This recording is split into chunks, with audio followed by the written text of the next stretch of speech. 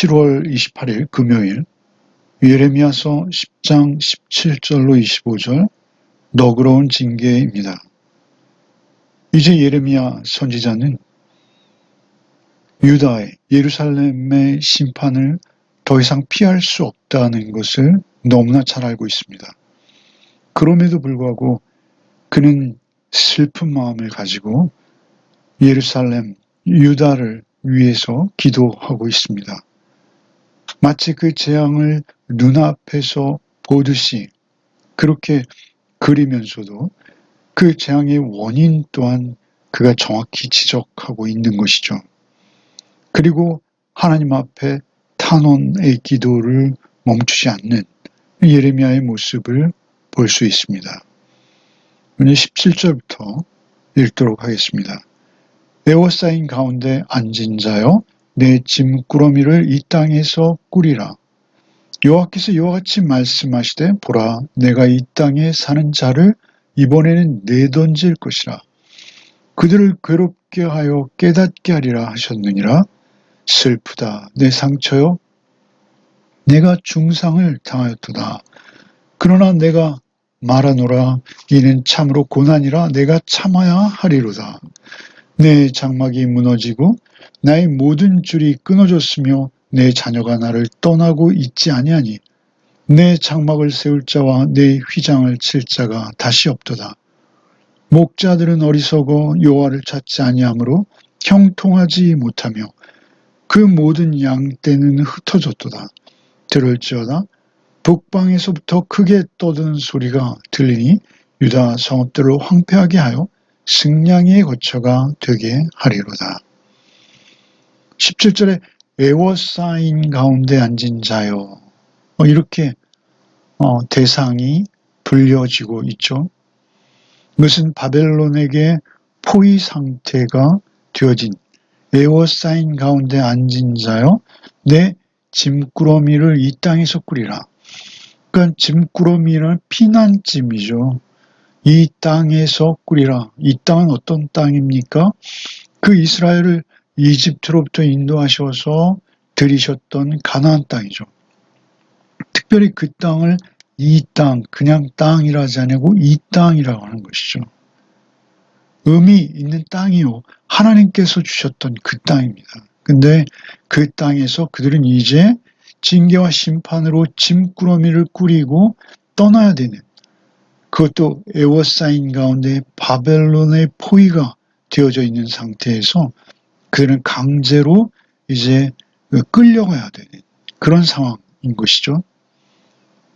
그 이 땅에서 꾸리라. 18절에 여호와께서 이와 같이 말씀하시되 보라 내가 이 땅에 사는 자를 이번에는 내던질 것이라. 이 땅이 계속 반복되고 있어요. 이 표현이.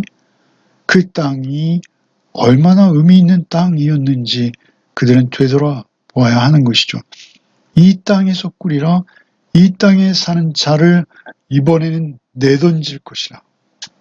내던진다 라는 이 표현은 굉장히 혹독한 표현이죠. 포로가 되어서 멀리 끌려갈 것을 예언하시는 것이죠. 이번에는 내던질 것이다. 이번에 이전에 너희들을 징계했던 것과는 다르다라는 것이죠. 아주 내던져지는 그야말로 심각한 상황에 그들이 놓이게 될 것을 말씀하시는 것입니다. 이번에는 내던져질 것이라 그들을 괴롭게 하여 깨닫게 하리라 하셨느니라. 괴롭게 하는데 아주 크고 중대한 괴로움이 있을 것인데 그래도 놀랍도록 은혜스러운 것은 괴롭게 하여 깨닫게 하리라 하셨느니라. 깨닫는 것이 목적이라는 것이죠. 그래도 그 목적은 깨달음에 있다라는 것이죠. 24절에 오늘 본문 24절에 보면 없어지게 하실까 두렵다라고 예레미야 기도하죠. 없어지게 하시는 것이 아니다라는 것입니다. 아주 없애는 게 아니다라는 것이 얼마나 그들의 소망인지요. 또한 하나님께서 징계하시고 심판하시는 것조차 그들의 깨달음이 목적이라고 하시는 것입니다. 괴롭게 하여 깨닫게 하리라 하셨느니라. 19절에 슬프다 내 상처요 내가 중상을 당하였도다. 여기에서부터 19절, 20절은요. 선지자 자신, 앞선 17절, 18절은 여호와의 말씀이라면 19절, 20절은 선지자 자신의 비통한 심정을 토로하는 그러한 내용이거나 또는 많은 학자들은 이것은 예루살렘을 의인화시켜서 예루살렘, 그 내 딸로 불려지는 그녀가 이렇게 말한 것이다 라고 보는 것이죠. 둘 다 가능한 해석입니다. 둘 모두를 유념하고 우리는 이 19절, 20절을 읽을 수 있습니다. 19절에 슬프다 내 상처요. 자신의 상처를 들여다봤는데 내가 중상을 당하였도다. 그러니까 대충 어떤 상처를 입었는데 그것이 가벼운 상처가 아니라는 것입니다. 생명의 위협을 받는, 생명이 위험한, 아니 오히려 지금 거의 죽기 직전에 그 중상을 당하였도다. 슬프다 내 상처여 내가 중상을 당하였도다. 그러나 내가 말하노라 이는 참으로 고난이라 내가 참아야 하리로다. 그런데 이러한 중상을 받는 심판조차도 이 고난이 분명하지만 내가 참아야 하는, 마땅히 감당해야 하는 그러한 상처라는 것을 인정하는 것이죠.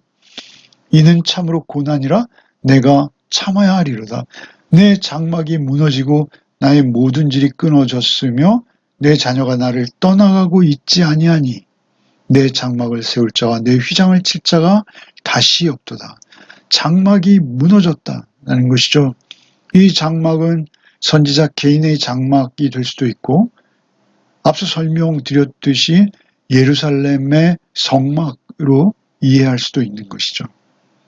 그 내 장막이 무너지고 나의 모든 줄이 끊어졌어요. 그 천막을 당겨주는, 내지는 그 성을 지지해주는 그 모든 성벽도 무너지고 내 자녀가 나를 떠나가고 있지 아니하니 내 장막을 세울 자와 내 휘장을 칠 자가 다시 없도다. 그 유목민들의 삶이라는 것은요. 그 자녀들이 가장 큰 노동력이죠. 그 자녀들이 그 장막을 다시 세워야 하는 것이죠. 예루살렘으로 볼 때는 이스라엘의 백성들이죠. 그런데 그 장막을 세울 자와 내 휘장을 칠 자가 다시 없도다. 다시 없다라는 것은 그들이 죽었거나 끌려갔거나 둘 중에 하나인 것이죠. 그 자리에서 그것을 회복할 수 있도록 노동력을 제공할 수 있는 자녀들이 모두 지금은 그 일을 할 수 없는 상태다라는 것이죠. 21절에 목자들은 어리석어 여호와를 찾지 아니함으로 형통하지 못하여 그 모든 양떼는 흩어졌도다. 목자들, 지도자들을 말하는 것이죠. 왕과 귀족들, 그리고 종교 지도자들, 제사장들. 목자들은 어리석어 여호와를 찾지 않았다라는 것이죠. 결과 그들은 형통하지 못했고 양떼는 모두 흩어져 버린 것이죠. 여호와를 찾지 않았다. 그 목자들, 그 지도자들이 여호와를 찾지 않았다. 그들은 나름대로 여호와를 찾지 않았음에도 나름대로 노력을 했죠. 어떤 노력을 했습니까? 애굽의 도움을 청하고 바벨론에 항복하라는 하나님의 말씀은 안중에도 없습니다. 그들은 어떻게든 위기에서 벗어나고자 애굽에 끊임없이 도움을 요청하고 백성들에게는 평강하다 하면서 거짓 말씀으로 그들을 위로하려고 하고 있었어요. 그러나 그들이 정작 가장 중요한 여호와를 찾지는 않았다라는 것이죠. 하나님의 말씀에 귀 기울이고 하나님의 선하시고 기뻐하시고 온전하신 뜻이 무엇인지 하나님의 뜻을 찾고 구했으면 그들은 바벨론에게 항복할 수 있었죠. 이것이 여호와의 징계로구나. 그들이 깨달아 알았어야죠. 예레미야의 예언을 듣고 그들은 이것이 하나님의 음성인지 분별했어야 하는 것이죠. 그것을 못하는 바람에 형통하지 못하며 그 모든 양떼는 흩어짐을 면할 수도 있었어요. 그들이 만약에 바벨론에 항복하고 하나님의 징계를 순순히 받아들이며 그들이 다시 하나님을 향해서 그 마음과 영혼을 돌이킬 수만 있었다면 그 양떼들이 흩어지지는 않았을 것이다 라는 것이죠. 22절에 들을지어다 북방에서부터 크게 떠드는 소리가 들리니 유다 성읍들을 황폐하게 하여 승냥이의 거처가 되게 하리로다. 승냥이 자칼이죠. 일이나 여우를 말하는 것입니다. 21절 목자들은 어리석어 여호와를 찾지 않으며 형통하지 못해 모든 양떼가 흩어졌어요. 백성들의 안타까운 상태. 22절은 유다의 위기입니다. 위기 상황, 승냥이의 거처가 되어버렸어요. 유다의 땅이 이리와 여우의 놀이터가 되어버린 것이죠. 이러한 상황에서 놀랍게도 선지자는 기도합니다. 23절부터 읽겠습니다. 여호와여 내가 알거니와 사람의 길이 자신에게 있지 아니하니 걸음을 지도함이 걷는 자에게 있지 아니하니이다. 여호와여 나를 징계하옵시되 너그러이 하시고 진노로 하지 마옵소서. 주께서 내가 없어지게 하실까 두려워하나이다. 주를 알지 못하는 이방 사람들과 주의 이름으로 기도하지 아니하는 족속들에게 주의 분노를 부으소서. 그들은 야곱을 씹어 삼켜 멸하고 그의 거처를 황폐하게 하였나이다 하니라. 이제 선지자의 기도죠. 예언자의 기도입니다. 여호와여 내가 알거니와 사람의 길이 자신에게 있지 아니하니 걸음을 지도함이 걷는 자에게 있지 아니하나이다.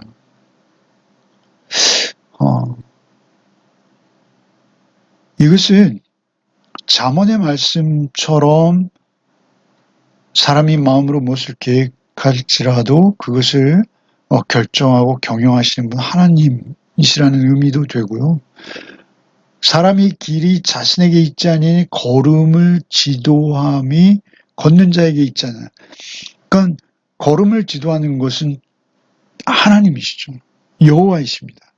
걷는 자가 걷고 싶은 대로 걷는 것이 우리의 인생이 아니다라는 것이죠. 24절에 여호와여 나를 징계하옵시되 너그러이 하시고 징계를 받아야 되고 피해갈 수 없는 상황을 잘 알고 있어요. 그러나 그 징계가 너그러워지기를 기도하는 거예요. 너그러이 하시고 진노로 하지 마옵소서. 왜 그렇습니까? 주께서 내가 없어지게 하실까 두려워하나이다. 없어진다라는 것은 아주 멸망한다라는 것이죠. 참으로 가장 두렵고 무서운 상황입니다. 그럼에도 이토록 겸손하게 자기의 징계받음, 심판받음을 마땅히 여기면서 겸손하게 구하는 것이죠. 이것은 순복과 위탁입니다. 기도이면서 이것은 예레미야의 기도이면서 동시에 이스라엘이 포로지에 가서라도 놓치지 말아야 될 기도의 제목들이죠. 순복해야 할 수밖에 없어요. 그리고 하나님께 전적으로 의지할 수밖에 없는, 하나님께 위탁하며 겸손히 구하는 거예요. 없어지게 하실까 두려워하나이다 라고 기도했고 그들은 귀환할 수 있었죠. 하박국도 비슷한 그 상황에서 이렇게 기도하죠.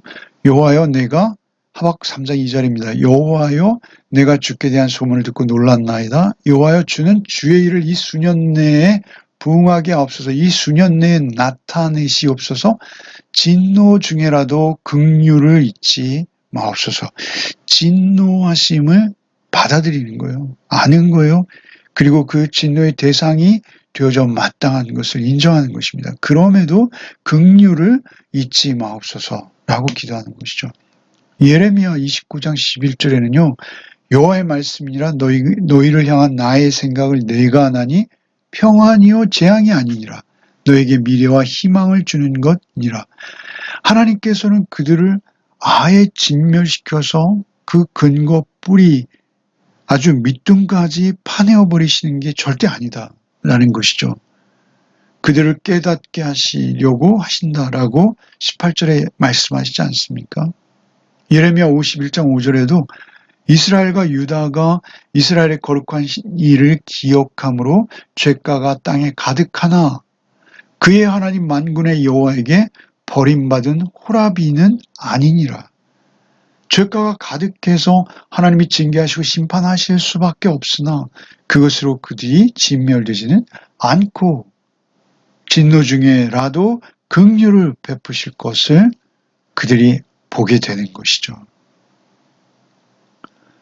주께서 내가 없어지게 하실까 두려워하나이다 라고 선지자가 예언자가 기도하고 있습니다. 25절에 주를 알지 못하는 이방 사람들과 주의 이름으로 기도하지 아니하는 족속들에게 주의 분노를 부으소서. 그들은 야곱을 씹어삼켜 멸하고 그의 거처를 황폐하게 하였나이다. 그렇죠. 자신의 대적을 놓고 개인적인 감정으로 기도하는 게 아닙니다.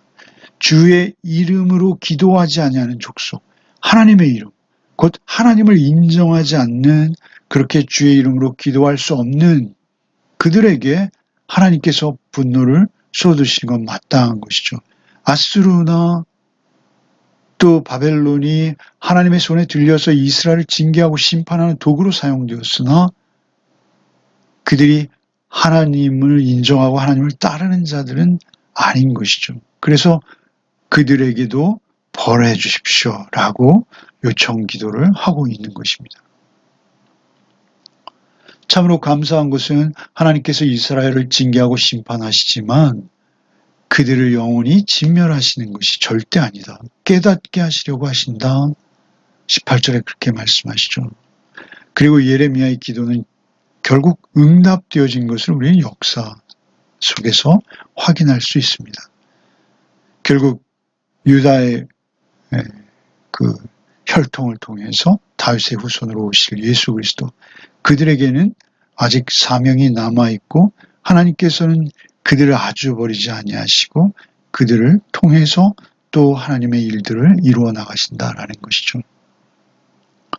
우리가 하나님의 백성입니다. 하나님의 마음으로 우리 교회와 이 시대 상황 속에서 우리 교회 공동체를 위해서 우리는 슬픈 마음, 아픈 마음이 없을 수 없습니다. 우리는 아플 수밖에 없습니다. 그럼에도 불구하고 우리가 기도할 수 있는 것은 하나님께서 우리를 징계하시고 때로는 심판하실 수 있으나 결국 그것이 끝이 아니다라는 것을 우리는 확신할 수 있습니다. 그리고 하나님께서 결국 그 그루터기를 남기셔서 하나님께서는 하나님의 복음을, 하나님의 하나님 되심을 우리를 통해서도 이루어 가신다라는 것이죠. 우리가 할 수 있는 것은 겸손히 하나님 앞에 너그러이 여기시고 우리의 징계를 가볍게 너그러이 해주십시오 라고 우리는 기도할 수밖에 없는 처지라는 것이죠. 우리는 늘 하나님 앞에서 깨어 있고 또 간구하는 모습이어야 할 것입니다. 특히 이 시대 우리 교회의 모습과 현 상황을 볼 때 우리가 더욱 간절히 하나님의 자비를 구해야 될 때인 것은 분명합니다. 오늘도 그렇게 내 개인과 나 개인과 또한 우리 교회 공동체와 또 우리 나라의 교회들을 품고 아픈 마음으로 기도할 수 있는 우리 모두가 되어지기를 바랍니다. 기도하겠습니다. 주님 감사합니다. 오늘도 말씀으로 하루를 시작하게 하시니 감사합니다.